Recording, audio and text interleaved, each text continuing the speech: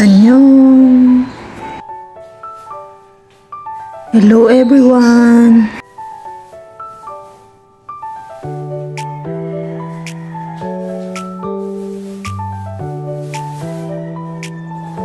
Galing ako sa pamamalengke.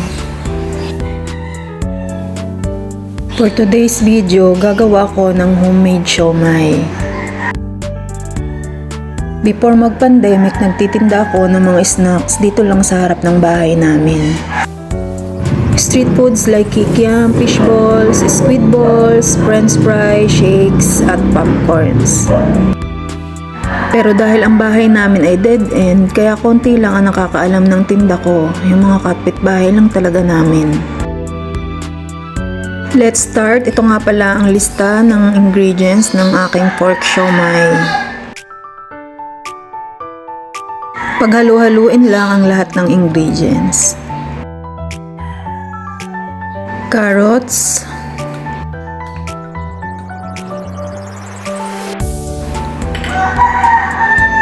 pepper and salt,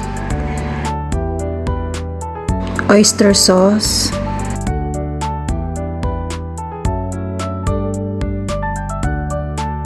isang kutsarang soy sauce. Kinra ko muna yung egg sa isang bowl to make sure na hindi sira yung egg. Sayang naman kung sira, tas maihalo mo siya. Halu-haluin lang.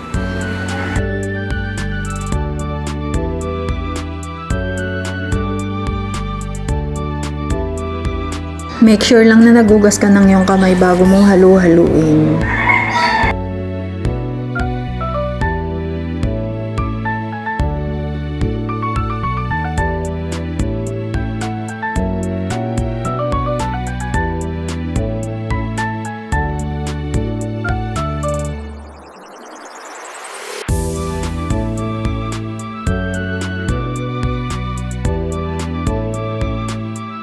After mahalo, let it sit for 30 minutes para ma-absorb ng meat yung mga ingredients or ma-marinate.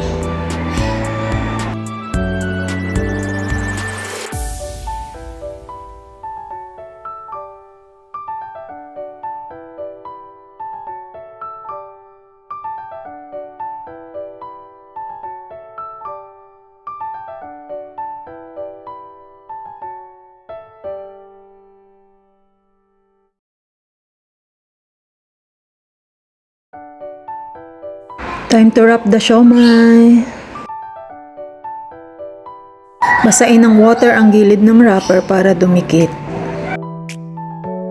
Disclaimer lang po, hindi po ako expert at lalong hindi ako magaling gumawa ng siomai. At hindi rin maganda ang pagkakabalot ko ng siomai.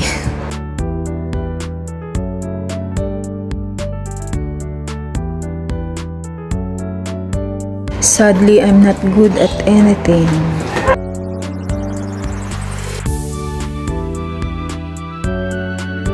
I'm just trying hard, copycat.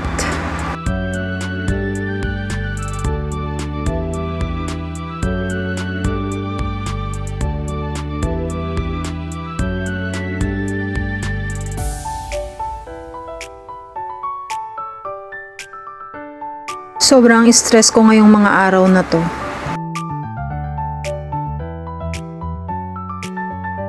Lahat tayo ay may mga pinagdadaanan.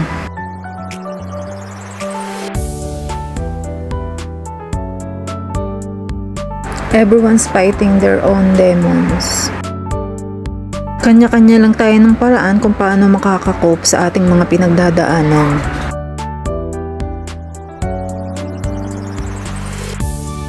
Living itself is a hard task day by day. O ang mabuhay sa isang araw ay sobrang hirap na. Kaya kailangan lang ng tatag ng loob. I know you don't know me personally at alam ko hindi din naman kayo interesado, pero ako kasi yung tipo ng taong malungkutin. I wish I have someone to talk to.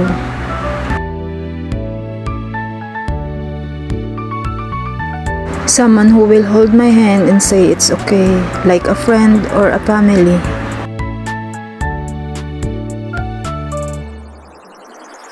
Sabihin sa akin, it's gonna be alright.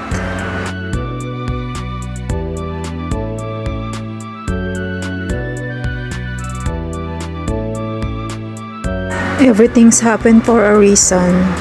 Siguro binigay yan ni Lord kasi kaya mong pagdaanan yan.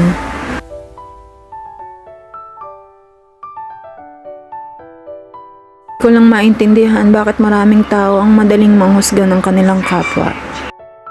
Siguro dahil we're human after all. Born to make mistake at mag-repent sa mistake na yun. You never know what's around the corner o kung ano ang nangyayari talaga sa paligid mo. It could be everything or it could be nothing to that person. Nabalot ko na ang siomai at may natira pa ako at gagamitin ko ito sa susunod.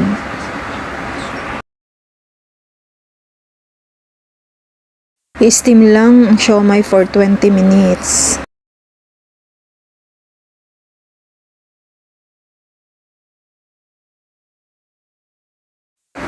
Masarap ang siomai kung i-steam at pwede ring iprito.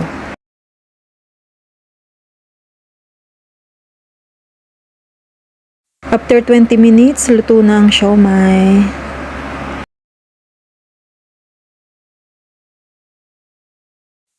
Ilagay ko lang sa lagayan at ilalagay sa rep at pwede nang kainin anytime you want.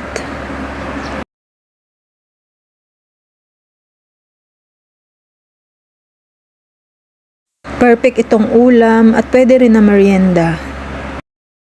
Medyo madami-dami yung nagawa ko kaya mag-i-enjoy ang mga bata dito.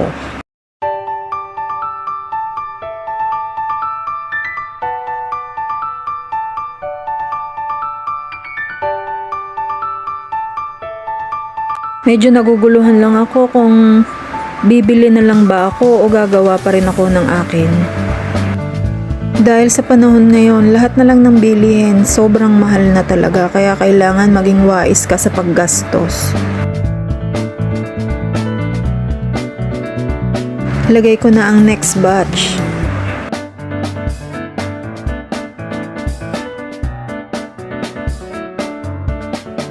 Enjoy din naman ang magluto at gumawa ng sarili mong recipe, lalo na kung ang resulta ay okay naman at magugustuhan naman ng mga kakain.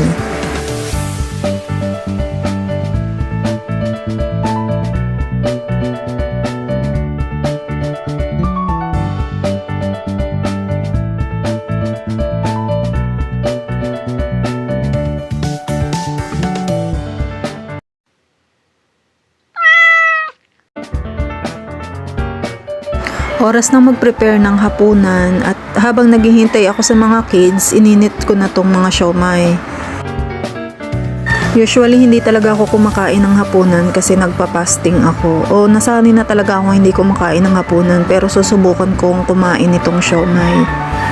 Natatakam kasi ako eh. 'Di ba kahit gabi na may mga manok pa rin. Masanay na kayo guys sa background ng mga manok na 'yan.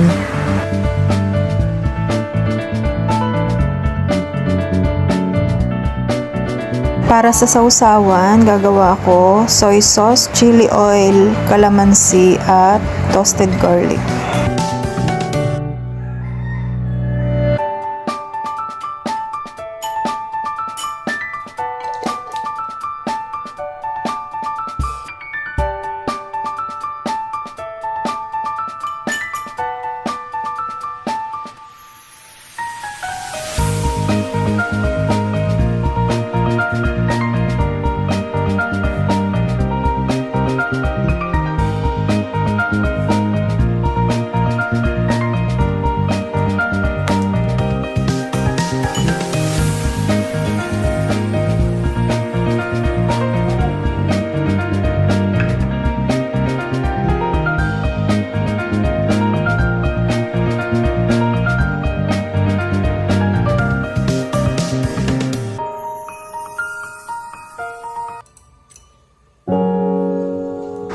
Kain tayo guys habang nanonood ng K-drama.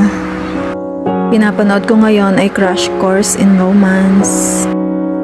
K-drama na lang talaga at si Soo In-guk ang nagpapahappy ng buhay ko. Sila na lang talaga ang inspirasyon at dahilan kung bakit sane pa rin ako. Well, I don't mind kung ano man ang iisipin at sasabihin ng iba sa akin. Basta, it's my happiness. I think kanya-kanya tayo ng way kung paano maging matatag. Respect na lang each other. I'm not an expressive person. Kung ano yung nasa sa loob ko, hindi ko binovoice out, sinasarili ko lang. Kaya, ito na lang yung way ko para yung stress ko ay ma-relieve. O manood ng K-drama. This is one of the reason kaya nag-vlog ako. Yung ma-share ko kung ano yung nasa sa loob ko. I don't care kung i-judge nyo ko kasi hindi nyo naman talaga ako kilala personally. Ako yung type ng person na madaling ma-misinterpret. Like masungit or suplada. Introvert and loner person kasi ako. Mas gusto ko yung mag-isa. Kaya kapag nanonood ako ng K-drama, parang nandun na rin ako sa mundo nila. Kasi alam ko, in reality, hindi naman talaga mangyayari yan. Nabubuhay ako in my dreams. Siguro yung iba sa inyo na nakapanood ng video ko, tataasan ako ng kilay or yan pala si Jensig. Yan pala ang ugali ni Jensig. Struggle talaga sa akin ang pagbo-voice over kasi wala akong privacy kaya pagtiyagaan nyo na lang po. And next time, I will stick to my silent vlog. I hope you like my video and see you on my next vlog. Thank you for your support. God bless.